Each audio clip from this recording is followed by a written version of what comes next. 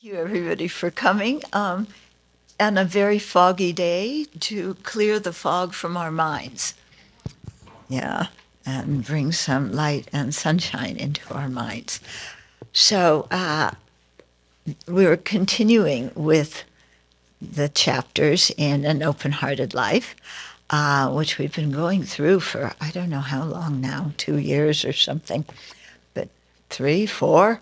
Anyway, okay, so we're on chapter 57 of An Open-Hearted Life, and this chapter is on empathic distress. So the whole theme of the book is developing compassion and learning to act with compassion and communicate with other people with compassion. So occasionally we fall into what they call, what do they call it? Compassion burnout, okay? Or the polite term is empathic distress, okay? Before we actually start the talk, let's just take a couple of minutes, come back to our breath, watch, let our mind calm down, and then we'll go into empathic distress, but only in discussing it, hopefully not in experiencing it.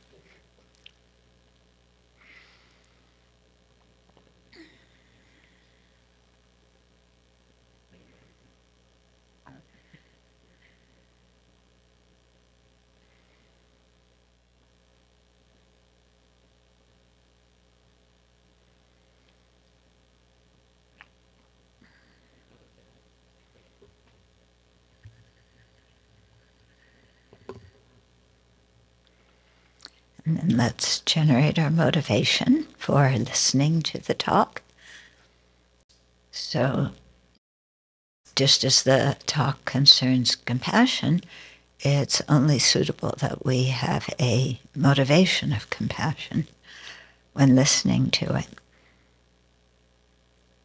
And so let's consider that every single living being, no matter what they look like, what realm they're in, if they're animals or insects or human beings or anything else, no matter what their political beliefs are, no matter what they look like, what their religion is, whether we like them and approve of their values or not, all those things are incidental, because if we really look into the heart of each and every living being, the fundamental thing we see is that they want to be happy and not suffer. So let's throw away our opinions of them, take them out of the boxes we've put them in, and instead look at everybody in an equal manner as a living being who is plagued by difficult experiences, but only wants to be happy, and in their confusion doesn't really understand what the causes of happiness are and what the causes of suffering are. And so even though everybody wants happiness, we create a lot of the causes for our own suffering. And so that's a situation that's really worthy of compassion, isn't it? Sentient beings don't mean harm. They are not our enemies. They are confused. They have mental afflictions. They're governed by conditions that they can't control. But they are not evil. They are rather exactly like us, wanting happiness, not suffering. And so while we have compassion for ourselves, it's only suitable that we also have compassion for others. So generate that motivation.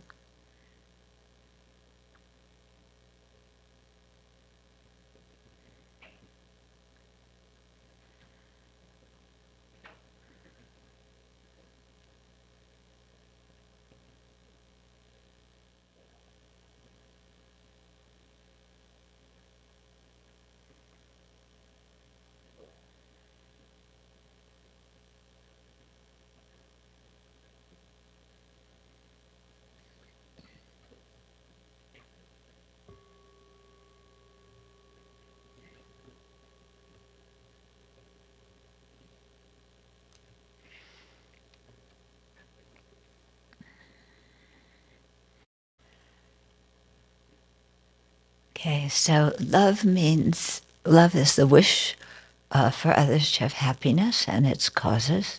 Compassion is the wish for ourselves and others to be free of misery and its causes.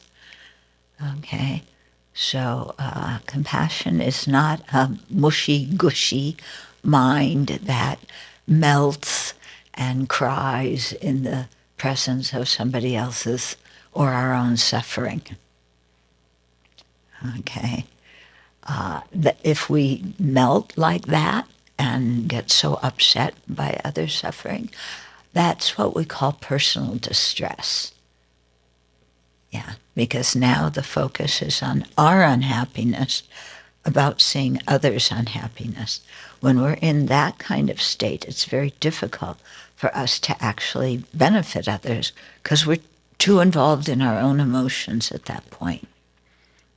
Okay?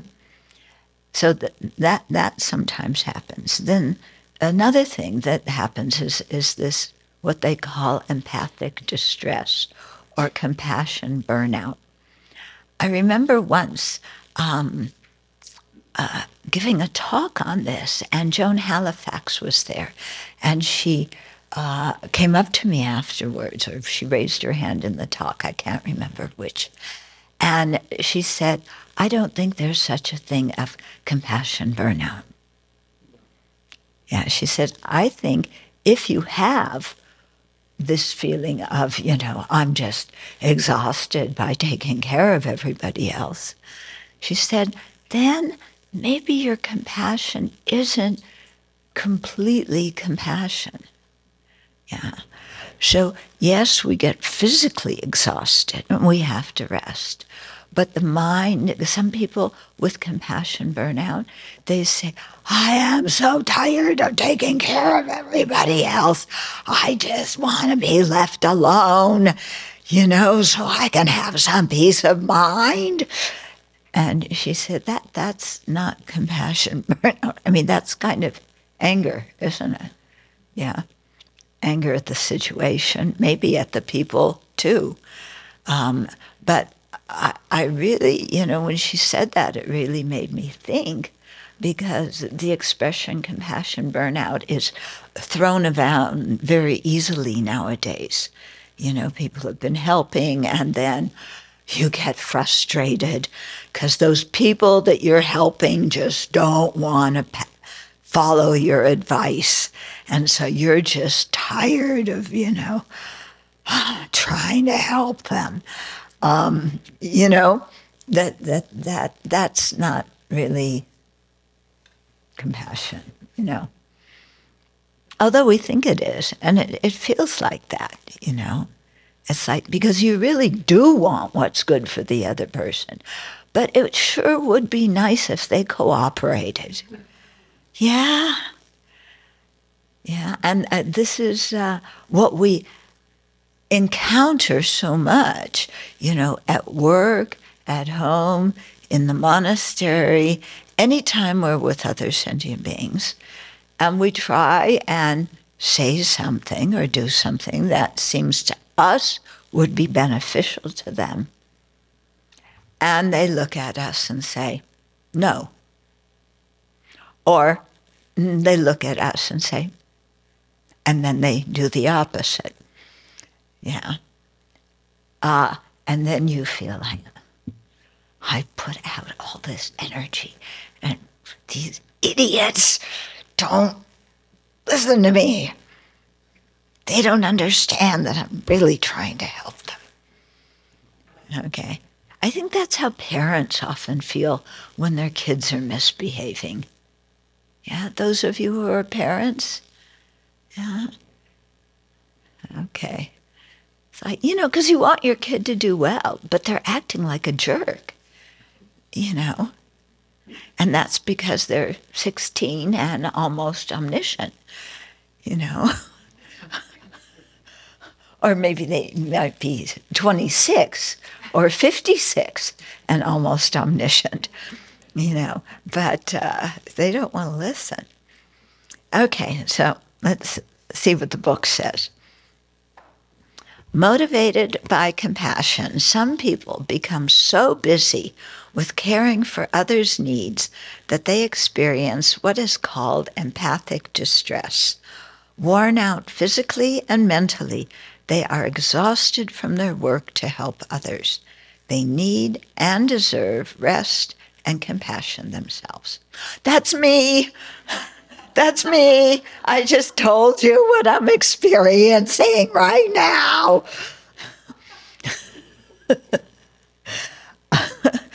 Okay. Empathic distress is the result of allowing our lives to get out of balance. To remain sensible and confident, it is important to assess what we are able to do, what we have time to do, and what is most important at this particular moment. Okay. Now, usually we go through those three, if at all, then very quickly, without thinking, okay, here's something, but do I have the skills to do it? Am I able to do it or not? If I'm not, then, don't start, because it's not going to end, or it's going to end poorly. What do I have time to do? If my life is, if I already have too many things going on, then it's better, to say at this moment, I'm sorry, I can't do this, rather than to start and then midway just cop out and not finish it. And then also, even if we're able to do something, we have the time to do something, then to be able to prioritize what is most important to do at this moment. Because often we may have ideas of gazillions of things that could be done, and we jump way far ahead trying to, do something that actually requires a lot of steps before it. So we're jumping over the steps before it in our, and it could be anxiety to get to the goal or just our regular desire to get to the goal without really assessing, what are my priorities at this moment? Okay, so doing this requires pausing to reflect on our feelings and the external situation. Sometimes we may have to say, I'm sorry, I can't do that, when we lack either the time or the ability.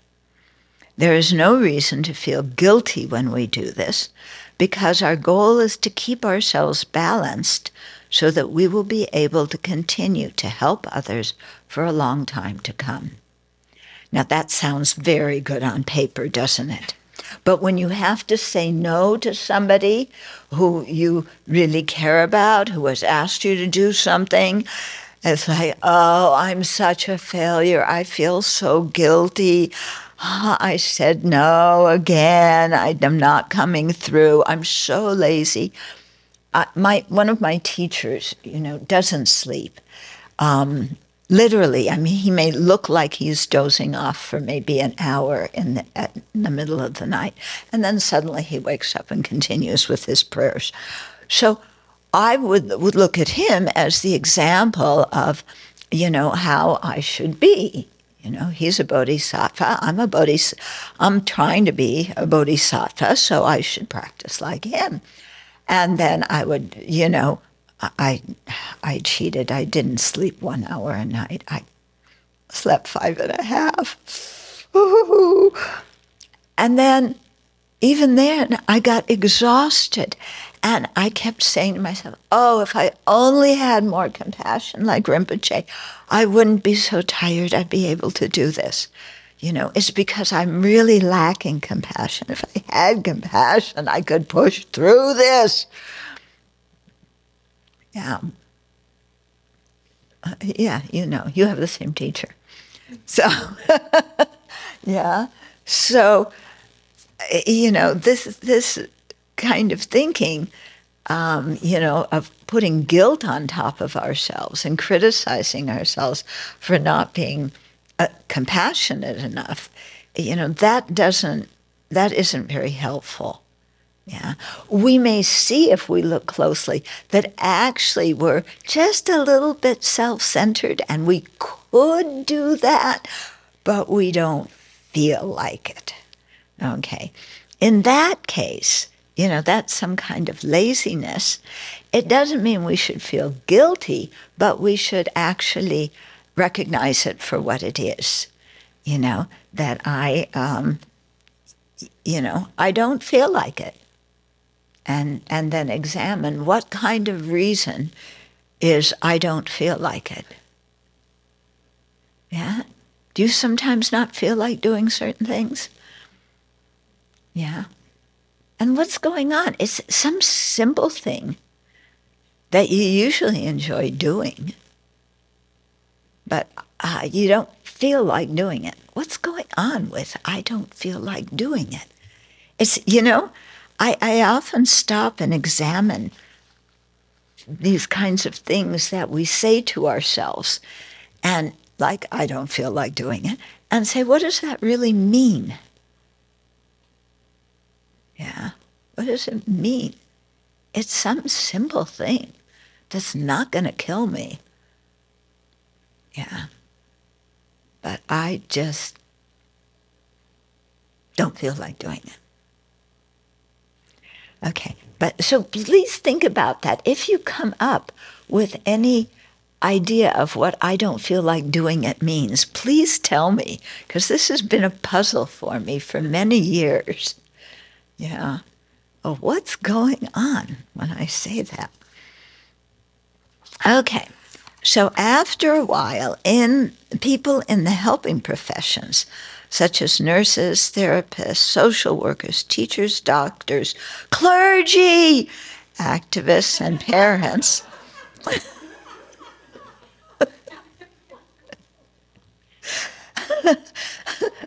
may feel like their energy is depleted. They hear about people's difficulties every day and do their best to help them. And then they may understandably become exhausted. At that time, a break and some rest are definitely needed. Yet, sometimes people find it difficult to extricate themselves from situations in which others need them, and they protest that taking a break is impossible. Okay, so sometimes you need a break, but other people say, but, I really need you to do this. We're in the middle of something important. You can't just stop now. You've got to keep going. It's like, yeah, so you feel some pressure. Yeah. But sometimes that pressure isn't coming from the other person. It's coming from us. If I were only a good parent, I would do X, Y, Z, Or if I only had more compassion, I would do A, B, C. If I were a really nice, compassionate therapist, I would see all 500 people with mental difficulties today. We sometimes internalize these things, that may start out coming from others, and then they become our way of pushing ourselves in it or expecting things of ourselves that are really unrealistic. Some of us seem to believe that the world, or at least our homes or workplaces, will collapse if we are not there for our patients, clients, children, or students. Yeah. If I don't give advice when it's needed, it's going to fall apart. The whole thing's going to fall apart. Yeah. The sky, I'm going to be Chicken Little, and the sky is falling. Yeah. Because I'm essential for everything. Yeah. And if I'm not out there, then everybody else is just going to quit. And the whole thing's going to collapse. Okay. But we are going to collapse if we don't take a break and rest sometimes. Yeah, it's not that the situation will collapse, we will. Although we genuinely care for others, we also have the tendency to feel self-important, thinking, I am irreplaceable, and these people can't function without me. Yeah.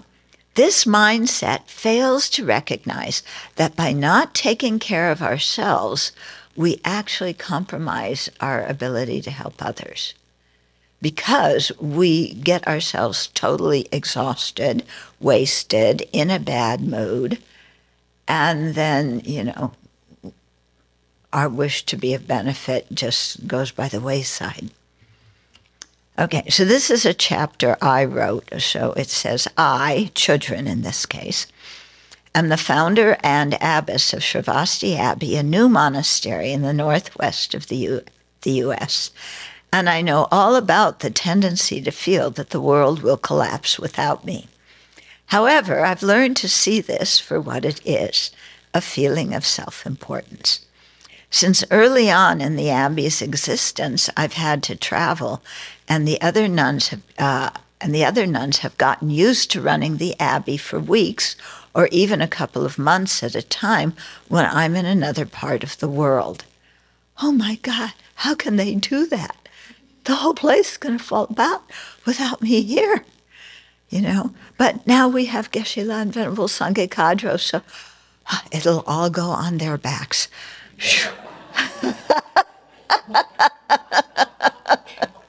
Great. Yeah, you want it on their backs, huh? Yeah, they're good teachers. But the Abbey doesn't collapse, nor have the other members of the Abbey while I'm gone. In fact, they grow enormously while I'm away on my travels, as my absence prevents them from becoming too dependent on me. Yeah, so they have this habit of, every thought they have to say, Venerable, can I do this? Do you want it done this way? How about this? Every small thing. Yeah. And then I'm not there. And they have to make their own decisions. Oh my God. Yeah. Then they're in crisis, but I can't decide because I've got to ask her what to do. But when I ask them to do something, they very easily say no. But when I don't ask, then they want, I don't know. Okay, I'm quite content to know that I am dispensable. Okay, I know that when it comes time for me to die, that those around me will continue on very well without me. And you better do that.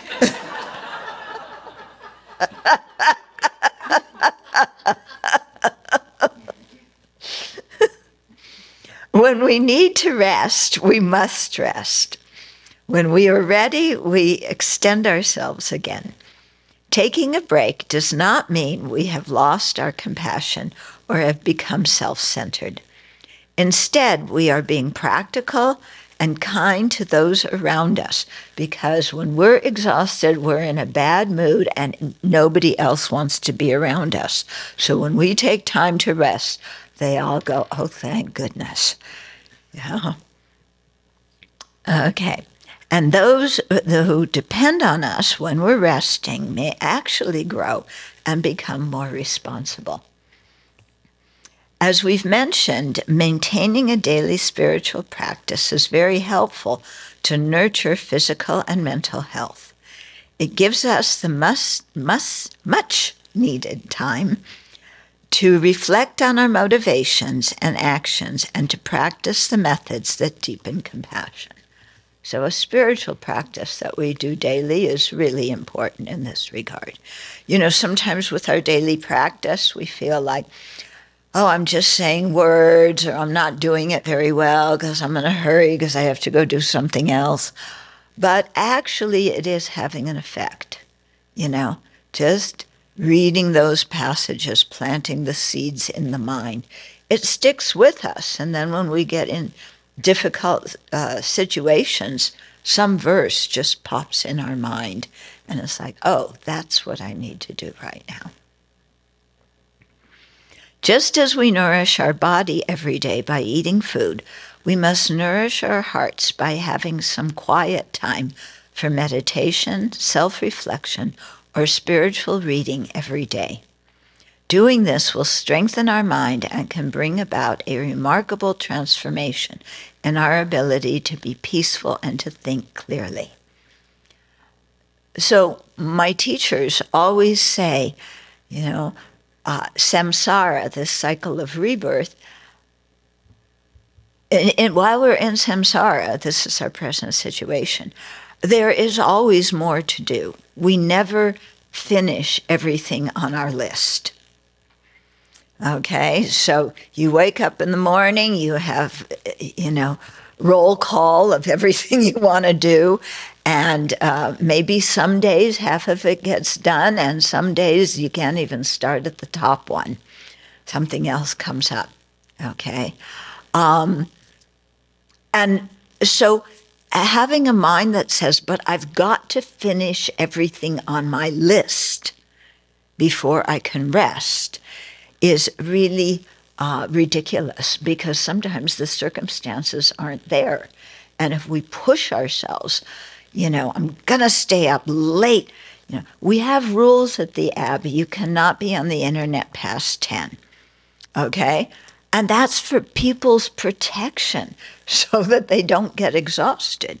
But some people around here break the rules, and then they push, and they're up to who knows what hour, and then they collapse. Okay. And, I think most of us know that thing of pushing ourselves, and then, we just get to the point where the body says, rest. Yeah. The body says, I'm not going to do this. Yeah, and we're asleep. Okay, so but being able to monitor things and know when we need more rest, and trying to keep ourselves balanced, making one purpose of our Dharma practice, or one objective of our practice, to become a balanced human being.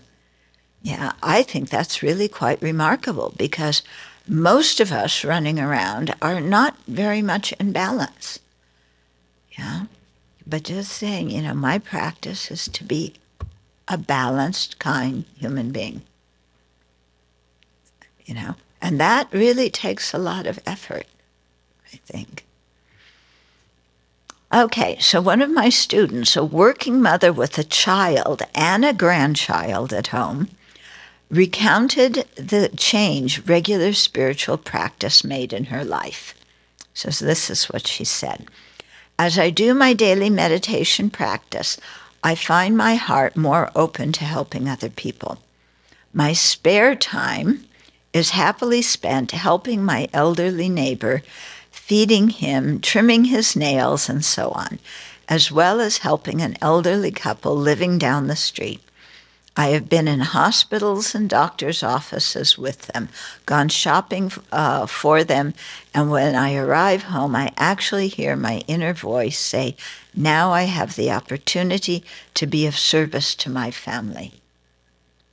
And that's really beautiful, when you're balanced, yeah, and you have that compassionate wish to be a benefit, then when you can do those things, there's a real sense of satisfaction afterwards. There's no burnout, so to speak. What is extraordinary is that the fatigue I once felt is no longer there. I feel energized. This is continuing with what this mother is saying.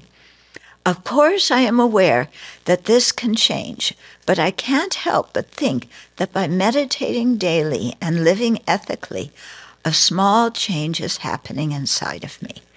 Yes, I still feel the need to take a walk alone, and I do my spiritual practice when the household sleeps.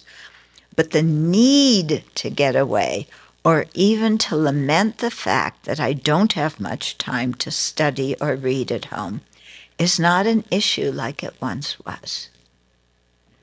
Yeah. So many times people are going around, oh, yeah, I'm so busy, I don't have time to hear teachings, I don't have time to meditate, I don't have time to read, I don't have time to review my notes. And, that becomes like a mantra to us. And then we feel frustrated going around. I don't have time to do what I want to do.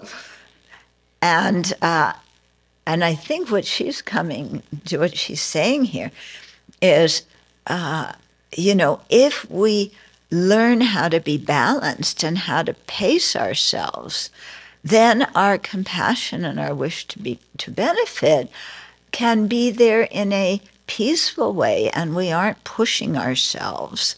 Yeah, we aren't feeling guilty. Yeah.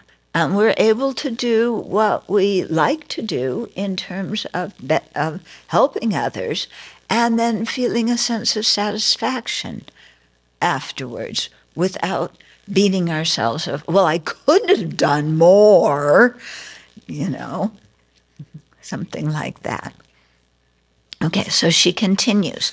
I'm not sure what I expected years ago when I began my Buddhist practice. It wasn't this, I can assure you. It's not about bliss, about feeling at one with the universe, or even feeling clear or awake. For me, spiritual practice is about giving without thinking twice, giving of myself joyfully, one moment at a time. That's beautiful, isn't it? Okay, and then the reflection that comes with this chapter is called Recharging Our Batteries. So it says, in order to help others, we need to take care of ourselves. Consider how you might create space in your life to recharge your batteries, and then try to do so. We recommend beginning a regular meditation practice, but feel free to be creative in finding activities that soothe you and bring you a feeling of peace, safety, and openness. Sitting quietly and listening to music, taking a relaxed walk, chanting a mantra, or reading an inspiring book can do wonders to recharge us in the face of a hectic lifestyle. In addition, try to release the idea that you should be able to do everything or fix everything. Yeah? This mind of should. I should do this. I should be able to do that. Yeah, if I only, then I would. Yeah. And all of this actually just wastes a lot of our mental energy. Yeah. I call it shoulding ourselves, or shoulding on ourselves. Yeah, whichever way you want to do it. Okay. No one can do everything or fix everything. Give yourself some empathy so that you feel comfortable about doing what you are capable of doing and are able to rejoice in that. And if you can do that, then gradually your capacity to do more increases because you have a sense of peace and contentment, and you're happy with how you're living your life. Okay? So, questions, comments? Working at the college, I fell into this mentality often that I'm the only one who can do this, everyone's relying on me, I have to say yes to every student who asks for a letter of recommendation because I'm the only one who can write it. And it kind of felt like there was some truth in that. Mm-hmm. And, reflecting on death was really helpful, and especially after the car accident, that notion of, well, if I had just died, everyone would have sorted it out somehow. You know, if that notion of, you know, death could come at any moment, and then everyone will figure out what to do. Yeah. And that made it a lot easier to realize I was quite replaceable. Yeah. Yeah. That amazingly, the world goes on without us. Isn't that astounding? You know, and that people can figure out how to accomplish things without us always directing them, even though they want us to direct them. But when we try to, when they're not asking us, they say no. Yeah. It's amazing, isn't it? Other comments or questions? I just wanted to say that the longer we study this book and here, and also it's been the book that we've been looking at with the UU meditation class, the more appreciation I have for just how much this book covers and what a primer it is for life. And so I thank you and Russell both for contributing this to the world. And I just hope more and more people find it and really put it to use. Okay, thank you. Having the Buddha and the Bodhisattvas as our models, how do we fit in living a balanced life if we're trying to always increase our capacity? Yeah. Yeah. Okay. When we have models, we have to remember they're models for what we are going to become. They're not models of what we should be at this moment. Okay. I remember at one conference of Western teachers with His Holiness, somebody asked His Holiness and said, you know, when we hear the Dharma teachings, they're always telling us of the great deeds of the Bodhisattvas and everything the Bodhisattvas think and how they act and how they speak and the wondrous things that they do. And we look at that and we think, oh, I should be able to do that. Yeah. And then we don't even know how to begin because it's so much more than we can even grok, you know, for those of you who know that word. It's so much even more than we can even understand somebody doing. Yeah. But we hear that and we want to be that right now. And so he asked His Holiness, well, you know, what to do? Because we aren't like that. And he also said, why do all the scriptures present it in that way, with giving us the model instead of telling us about how ordinary beings go about doing this? You know, because we're the ordinary beings and we want to hear about how to overcome our own troubles, you know, not how to be perfect. So His Holiness said, you know, they have to present the models, you know, of perfection, of not perfection, but of what we, you know, our potential, so that we know where to aim. You know, if the scriptures didn't present that model, then we wouldn't know where our final goal is and what the actual qualities or the full development of those qualities looks like. So they present it that way. But nobody's expecting us to be that way right now. And in terms of how to get from where we are now to that exalted state, look at the teachings that, you know, tell about how the bodhisattvas think, and then just practice that a little bit inside yourself. Make that familiar with inside yourself, so that you learn. You learn. That's the key word. Learn. It means you can't do it now. You're learning, you know, how to become like that. So at the Abbey, we're having teachings on illumination of the thought or illumination of the intent, one of J. Rinpoche's absolutely amazing texts. And so he talks, for example, about the first ground bodhisattva who is generous and can give away their body, you know. And then we think, okay, let's see, Buddha gave away his body to a tigress so she could feed her cubs. I better find that cougar out in the forest and, you know, give away my body, and then I can be a bodhisattva. Yeah. And, you know, that's the way we think. You know, it's like, yeah, if I'm going to do it, I'm going to do it the whole way. But rather than think like that, you know, think of, well, okay, if I'm going to practice generosity, how can I do that in small ways in my life right now? You know, when somebody says, please pass the ketchup, I can pass the ketchup. You know, that's being generous. I'm giving something to someone that they want. You know, some people would not say that's not generosity, it's just being polite. But it does require some effort on our part to pass the ketchup, okay?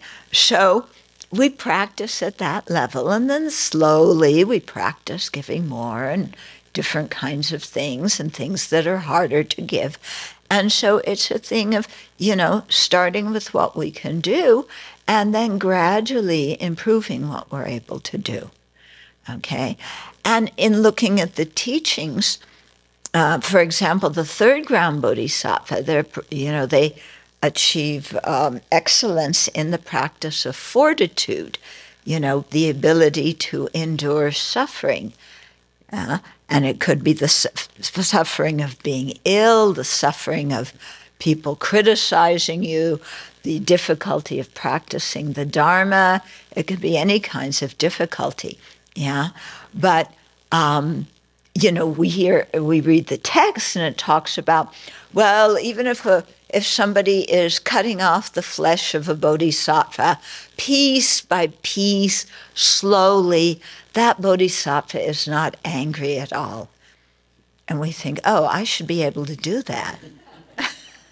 Yeah. The text does not say, you should be able to do this right now. We say it to ourselves. Okay, but again, that's really kind of unrealistic. Yeah, I mean, I don't know about you, but I'm not in anticipation of anybody coming and cutting off my flesh piece by piece. That hasn't happened yet.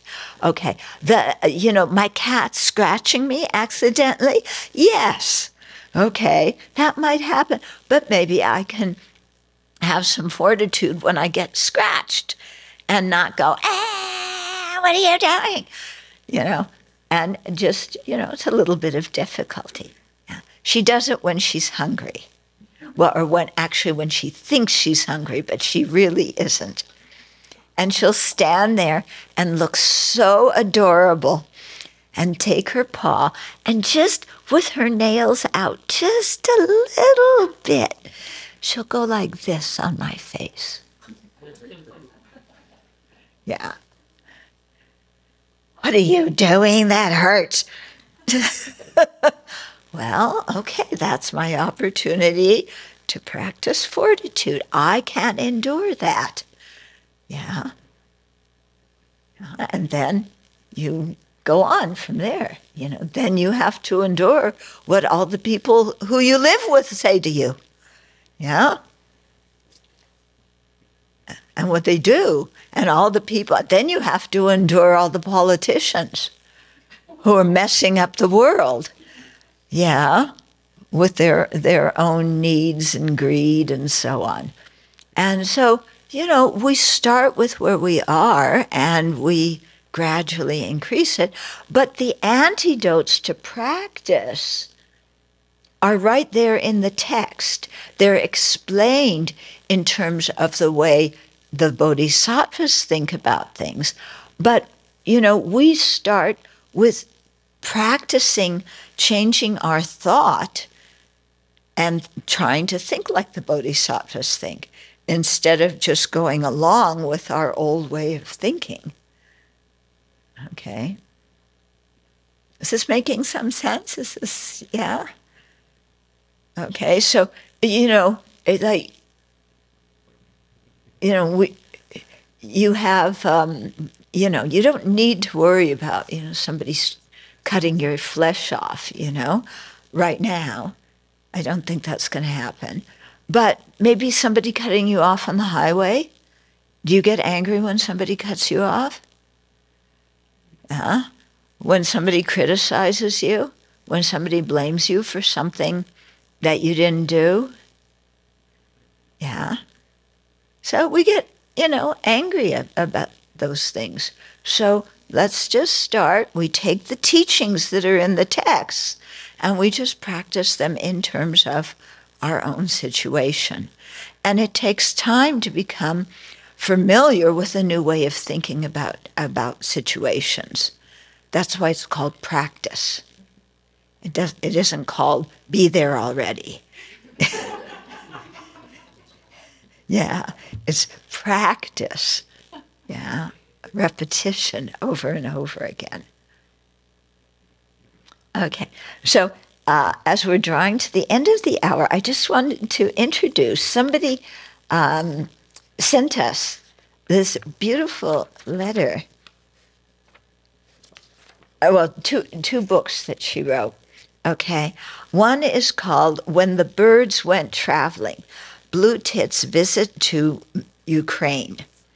Okay, and I'll read you what she said. It's about what inspired her to write the book.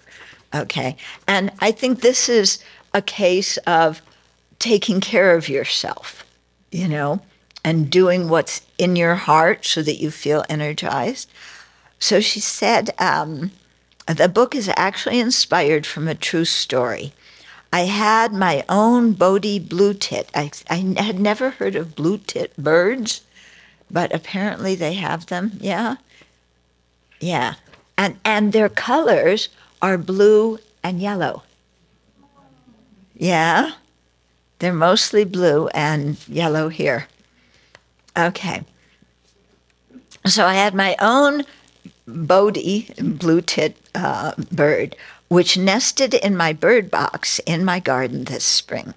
I had installed a webcam in the box and watched Bodhi while she built her nest. Sometimes she would show her pretty face as she looked up at the camera. It was an amazing form of mindfulness, watching her shuffle the twigs and feathers she had collected into the perfect position. One day, there were some weird noises coming from the box, and I discovered that a great tit, that's another kind of bird that I never heard of before, had invaded the nest, killed Bodhi, and had decided to take over her home. This all coincided at the time of Putin's invasion of Ukraine. I then felt compelled to write and illustrate this story. So it is a story about love, impermanence, kindness, and compassion for others, and how peace can only be achieved when we have these and let go of greed and hatred. And then she goes on to say the book is available on all Amazon platforms all over the world, and I am making a donation to the International Committee of Red Cross with every purchase.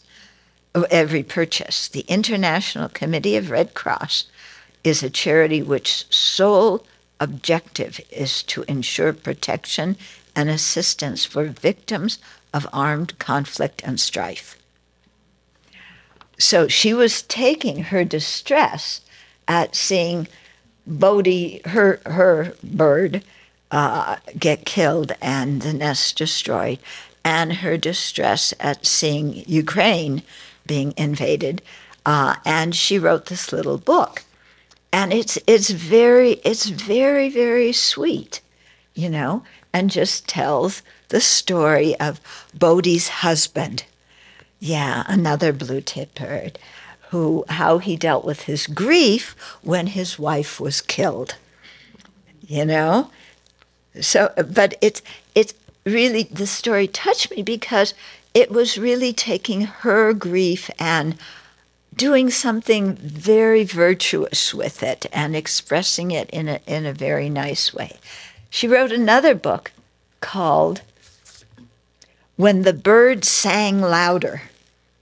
Yeah, and it's about COVID, you know, because she saw during COVID people getting depressed, people, you know, feeling cooped in, but she also saw all the kindness that came out of COVID. Do you remember in the early days?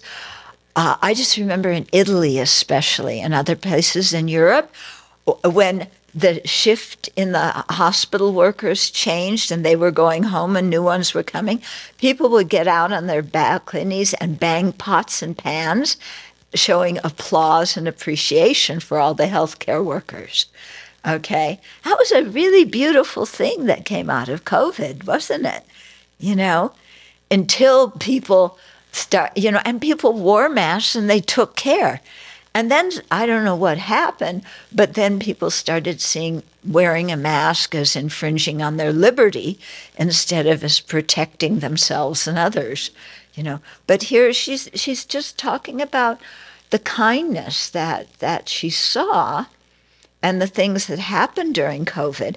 Her idea was it would really help people kind of deal with the experience, because none of us had gone through the experience of living through a pandemic again before, yeah, and watching the bodies pile up, yeah, and everything go on. So she wrote this story, and with each thing that happened, yeah, the birds would sing louder, because the idea being that the bird's song is cheerful. You know, and I mean, we like hearing birds, don't we? It represents cheerfulness and spring, and they're flying around and they're very happy. And so how all the birds kept singing louder and louder as COVID went on. So she wrote about that. Okay, so I think that's a good example of doing what's being talked about in this chapter of you know, not having compassion burnout, but doing something you enjoy with all your heart. Yeah, that takes effort, but because you're doing it with your heart, you feel really good about it. Yeah, and it's not, you don't feel burnt out. So I thought that's a nice way to end the hour. Yeah. Okay. So let's take a moment and dedicate the merit.